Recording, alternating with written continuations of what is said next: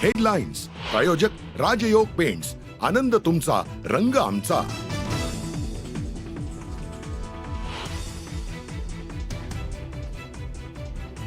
Police encounter करतात, पण तो एन्काउंटर खरा की खोटा, कारण ऑर्डर देणारे कोण असतात ते कधीच सापडत नाही, जसं अक्षय शिंदेच्या बाबतीत झालं.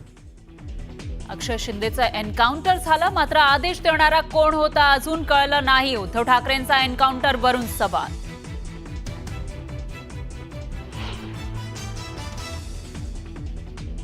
मुंबई आणि पुण्यामध्ये सरकारच्या हिंदी भाषा सक्तीच्या निर्णयाचा मनसेकडून विरोध. सरकारचा GR जाळून तसंच GRची प्रत फाडत मनसैनिकांची निर्णयाविरोधात घोषणाबाजी.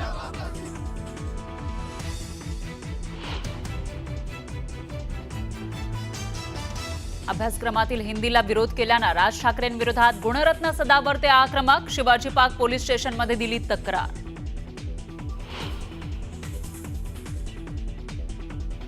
बीडच्या सेनगावात ध्वनी प्रदूषणाची तक्रार केली म्हणून महिला वकिलाला बेदम मारहाण. सरपंचासह 10 जणांविरोधात गुन्हा.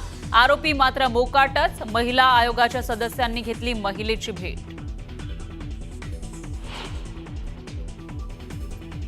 नाशिकच्या काठे गल्ली हिंसाचार प्रकरणातील आरोपींना 1 दिवसाची पोलीस कोठडी. आतापर्यंत 37 संशयितांना पोलिसांकडून अटक.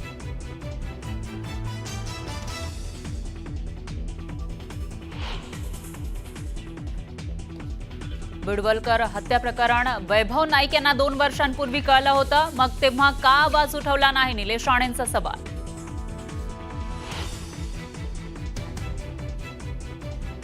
दिग्दर्शक अनुराग कश्यप पुन्हा वादात. फुले सिनेमातल्या दृश्यांना ब्राह्मण समाजानं घेतलेल्या आक्षेपावर टीका करताना केलेल्या विधानानं वादंग.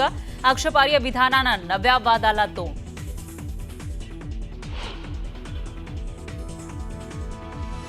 साखरपुड्यात होणाऱ्या पत्नीनं प्रियकराला मारली मिठी. या घटनेनंतर ती तरुणी ब्लॅकमेल करत असल्यानं नाशिकमधील आयकर अधिकाऱ्याची आत्महत्या.